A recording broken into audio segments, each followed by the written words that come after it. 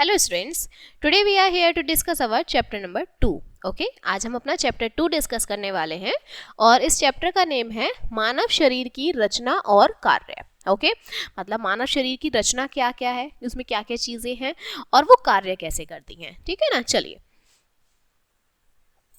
सबसे पहला आता है शरीर. प्रत्येक जीव का एक आकार होता है जिसे शरीर कहते हैं.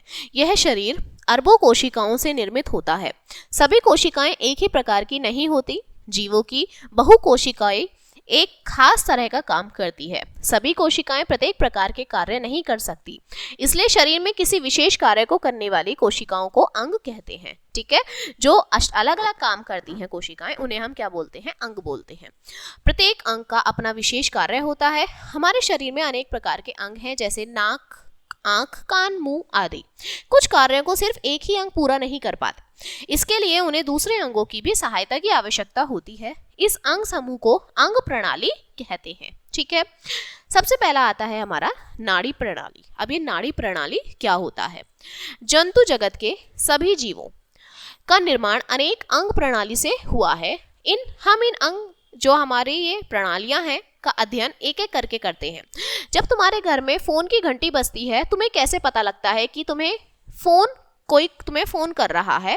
तुम तुरंत कहोगे हमारे कान कहते हैं. ठीक है, जब आपकी फोन बजती है तो रिंग होती है, तो इट मीन्स कि आपके कानों को पता चलता है कि कोई रिंग बजा रहा है. ठीक है ना.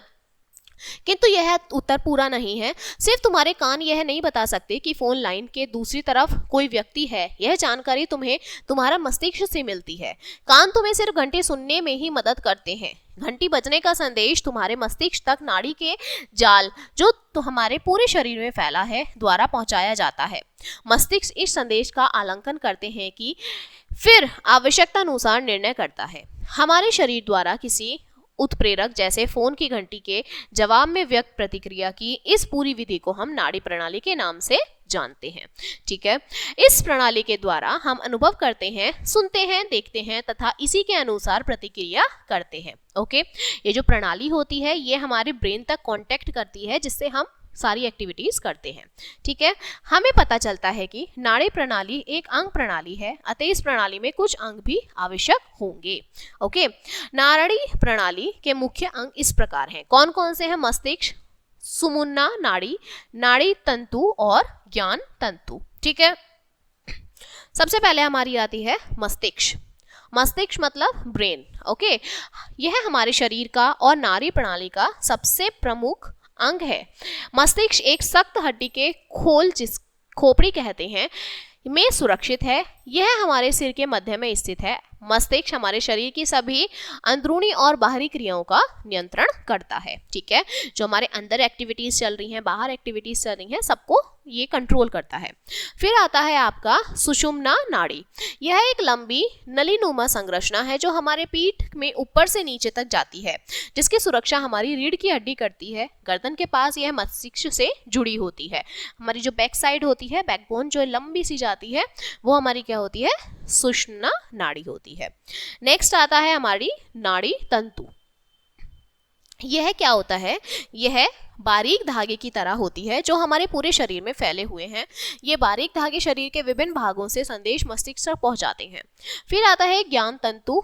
ऐसे सभी अंग जो हमारे चारों तरफ की वस्तुओं का ज्ञान या अनुभव हमें कराते हैं, उनको ज्ञान अंग कहते हैं. जो अनेक अनुभव हमें होते हैं वे हैं देखना, सुनना, स्पर्श, सूंघना तथा स्वाद. इनके अनुसार 5 ज्ञान अंग होते हैं. 5 ज्ञान अंग हमारे क्या होते हैं? मतलब सेंस ऑर्गन 5 कौन कौन से होते हैं? आंख देखने के लिए, नाक सूंघने के लिए, कान सुनने के लिए, त्वचा स्पर्श करने के लिए और जीभ स्वाद के लिए. ठीक है, इन अंगों के द्वारा हम अपने चारों तरफ की दुनिया में संपर्क रहते हैं.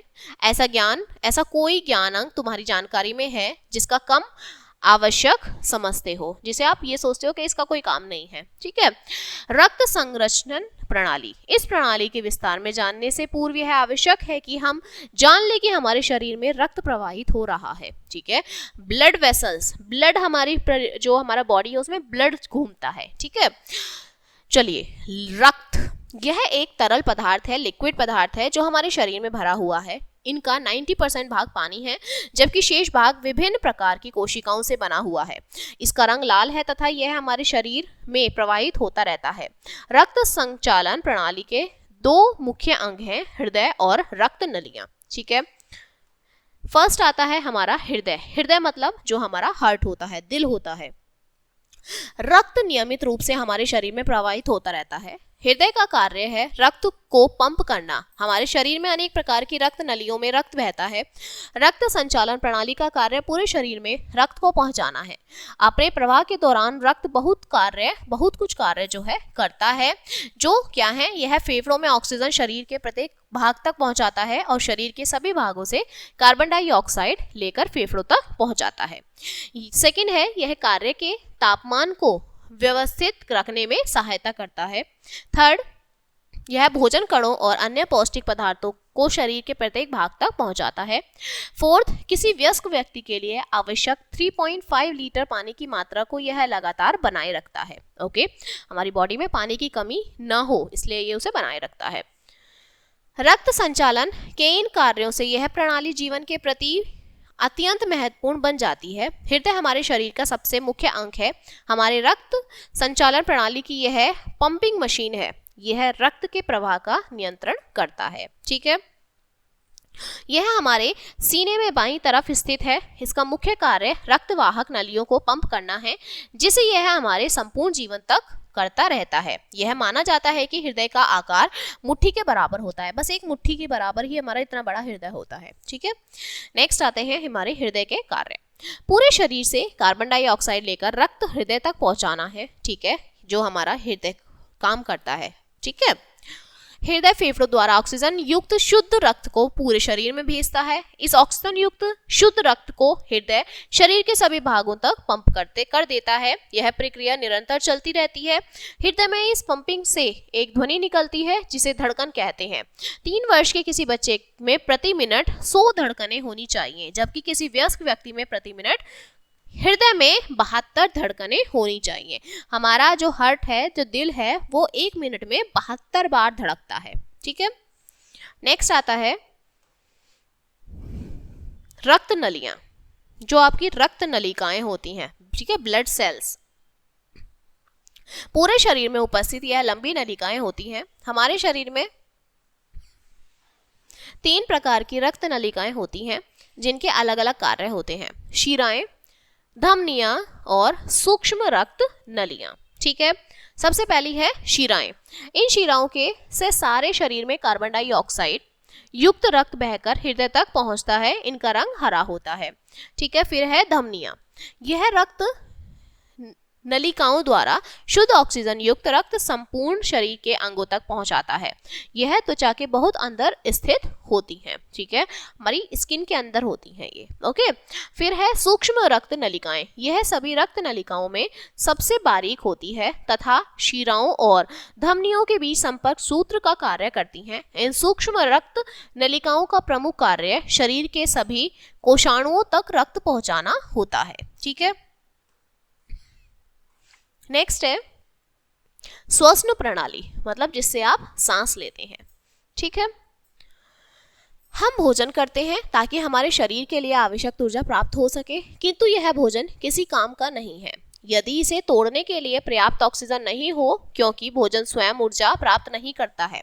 वास्तव में ऊर्जा की जो आपकी उत्पत्ति है वो भोजन के टूटने से होती है। खाएगन भोजन, जो आप खाना खाते हैं, उसको जो भोजन है ऑक्सीजन की सहायता से तोड़कर ऊर्जा उत्पन्न करने की इस प्रक्रिया को श्वसन प्रणाली कहते हैं। ठीक है, ऑक्सीजन की आवश्यकता की पूर्ति हवा द्वारा होती है, जिसे हम सांस द्वारा लेते हैं। सांस द्वारा हवा लेने की शारीरिक प्रक्रिया को श्वसन प्रणाली द्वारा हम पूर्ण करते हैं। सबसे पहले नाक अथवा नासिक छिद्र, दूसरा है वायु नली अथवा कंठ और तीसरा है फेफड़े। हम 3 जगहों से सांस लेते हैं। सांस लेना श्वास के लिए सबसे महत्वपूर्ण है, क्योंकि हम सांस लेते हैं तभी ऑक्सीजन हमारे शरीर में प्रवेश करती है। ओके, नाक या नासा छिद्र। अब ये नाक या नासा छिद्र क्या है? हमारे शरीर में वायु प्रवेश का द्वार नाक है, मतलब सांस जाती है, सांस लेते हैं छोड़ते हैं तो वो नाक से जाती है। ठीक है, नाक में उपस्थित 2 छिद्र को नासा छिद्र या नासिक छिद्र कहते हैं। हमारे द्वारा ली गई वायु सदैव साफ नहीं होती, इसमें धूल और सूक्ष्म तत्व भी मौजूद होते हैं। हमारी नाक में उपस्थित रोए इन धूल और सूक्ष्म तत्वों को नाक में ही रोक लेते हैं। इन बालों के अतिरिक्त नाक में श्वेतलंबा की उपस्थिति से चिपचिपाहट हो जाती है, जिसे हवा की सभी अशुद्धियां यहीं रोक दी जाती हैं। इस तरह स्वच्छ वायु हमारे शरीर में प्रवेश करती हैं। ठीक है, नाक की इसी संरचना के कारण कहा जाता है कि हमें नाक से सांस लेना चाहिए, मुंह से नहीं, क्योंकि मुंह में ऐसी बनावट उपस्थित नहीं है। ठीक है, फिर है वायु नली या कंठ। ओके, अब वायु नली या कंठ क्या है? वायु नाक से कंठ में प्रवेश करती है, जो वास्तव में गले का छिद्र है। यहाँ से हवा वायु नली में प्रवेश करती है। वायु नली एक नलीनुमा अंग है जिसकी लंबाई करीब 12 सेंटीमीटर और व्यास 2.5 सेंटीमीटर है। यह वायु नली आखिरी सिरे पर 2 छोटी नलिकाओं में विभाजित हो जाती है।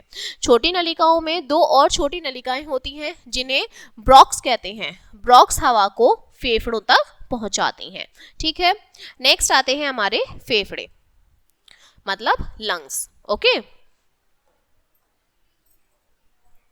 सभी मनुष्यों के शरीर में 2 फेफड़े होते हैं। प्रत्येक बॉक्स फेफड़ों में प्रवेश करता है और पतली नलिकाओं जैसे शाखाओं में फैल जाता है, जिसके अंत में थैली बने होते हैं जिन्हें फुफ्फुस कहते हैं। ठीक है, इन फुफ्फुसों के चारों तरफ सूक्ष्म रक्त नलियों का जाल बना होता है, जिसे वायु में उपस्थित कार्बन डाइऑक्साइड फुफ्फुसों में आ जाती है। यह कार्बन डाइऑक्साइड और जल वाष्प शरीर के बाहर नहीं, इन्हीं नलिकाओं और नाक द्वारा निकल दिया जाता है। यह सांस लेने की प्रक्रिया है। हमारे शरीर में सांस लेने से पहुंचने वाली ऑक्सीजन सभी कोशिकाओं तक पहुंचती है और भोजन कणों को तोड़कर ऊर्जा पैदा करती है। इस प्रकार श्वास प्रणाली की प्रक्रिया संपन्न होती है। ठीक है, सांस लेने की प्रक्रिया के 2 अंग हैं, सांस अंदर लेना और सांस बाहर छोड़ना। सांस अंदर लेना को अंत श्वास तथा बाहर छोड़ने को उच्च श्वास कहते हैं। ठीक है, सांस लेते समय सीने की गति। अब जब सांस लेते हैं तो सीने की क्या गति होती है? सांस लेने और छोड़ने की प्रक्रिया में वक्ष पेशी सहायता करती है, जो फेफड़ों में सांस लेने एवं छोड़ने की प्रक्रिया बिना रुके निरंतर चलती रहती है। ये प्रक्रिया होती रहती है कंटिन्यू में। ठीक है, फिर है पाचन प्रणाली।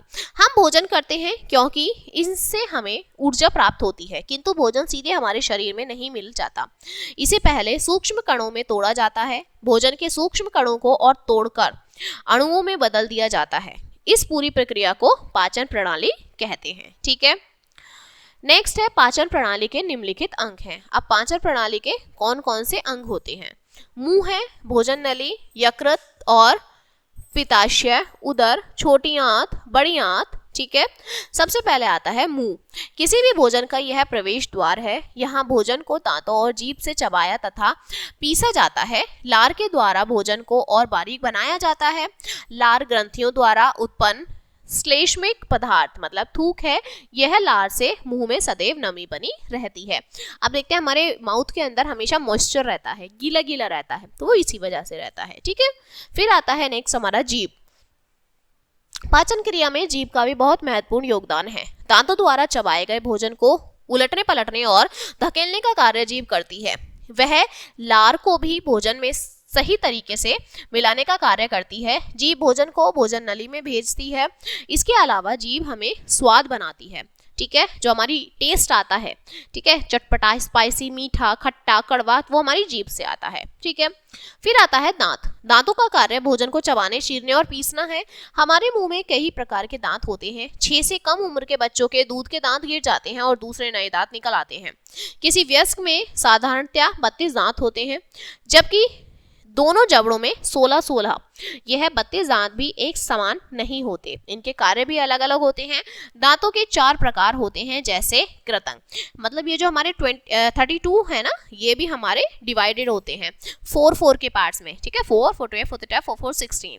तो मतलब जो ऊपर के दांत हैं ये 4 पार्ट्स में डिवाइड है, नीचे के दांत हैं ये 4 पार्ट्स में डिवाइड है, और दोनों मिलकर 32 होते हैं। ठीक है, सबसे पहले है कृतक, भोजन को काटने में मदद करते हैं। ठीक है, फिर आपके होते हैं रत्नक। रत्नक मतलब भोजन को चीरने फाड़ने का कार्य करते हैं। ठीक है, फिर है चवन तथा अग्र चवर्ण, ये दांत भोजन पीसने के काम में आते हैं। एक वयस्क में चवर्ण 8 होते हैं जबकि अग्र चवर्ण की संख्या 12 होती है। ठीक है, फिर आता है भोजन नली। भोजन मुंह से एक नलीनुमा अंक में आता है जिसे यह उदर तक पहुंचाती है। यह नली करीब 30 सेंटीमीटर, ठीक है, 30 सेंटीमीटर जो है लंबी होती है, यहाँ जो ये नली होती है। ओके, और इसे भोजन नली या हलक कहते हैं। ठीक है, या हलक में ये जो होती है, ये वाली नली, ये 30 सेंटीमीटर बड़ी होती है।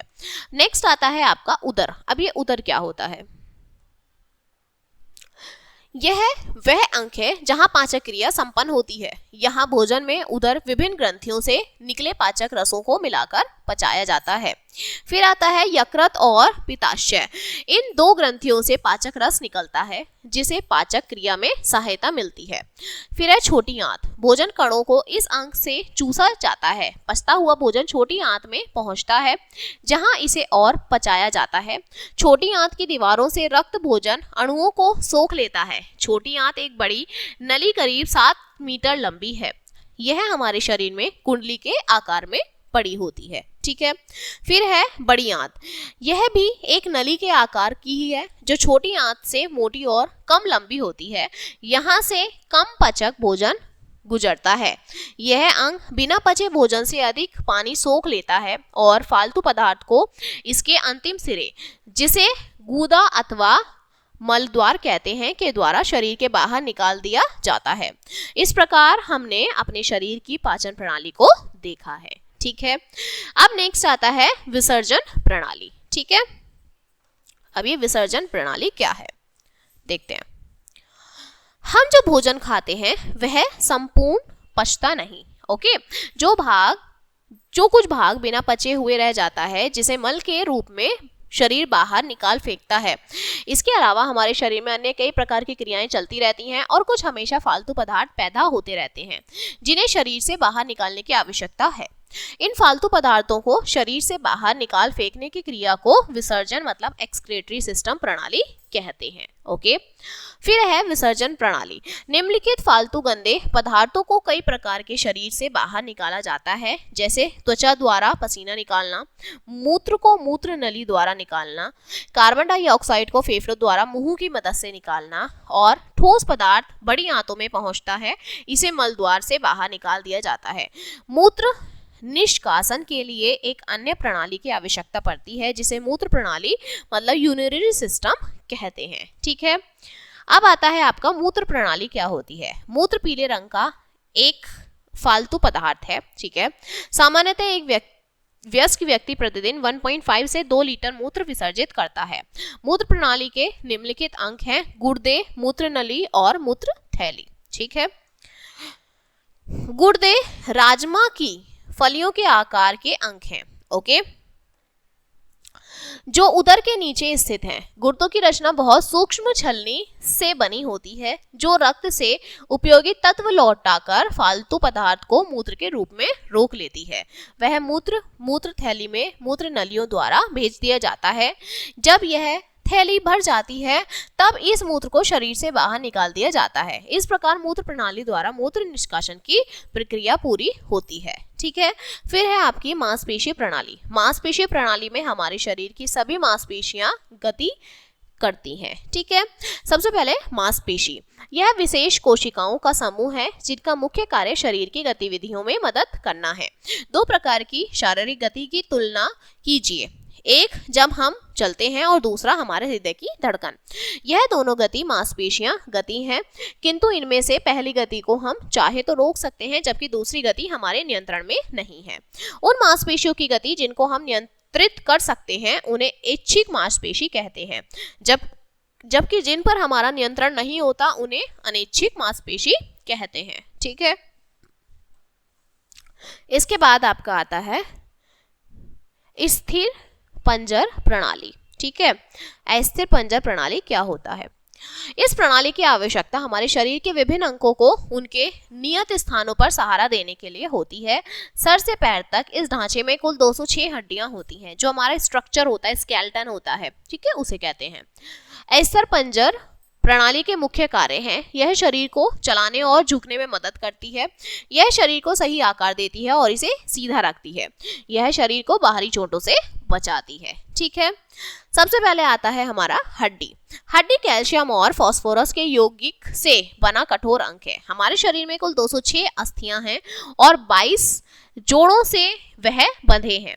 यह सभी जोड़े मिलकर शरीर का एक ढांचा बनाते हैं, जिसे अस्थिपंजर मतलब कंकाल, जो स्केलेटन, वो हम कहते हैं। ठीक है, फिर आती है जन्म प्रणाली। यह प्रणाली नए बच्चों को जन्म देने के लिए उत्तरदायी है। इसके लिए आदमी और औरतों में विशेष प्रकार के प्रजनन अंग और प्रणाली उपस्थित हैं। ठीक है, फिर है गतिशीलन।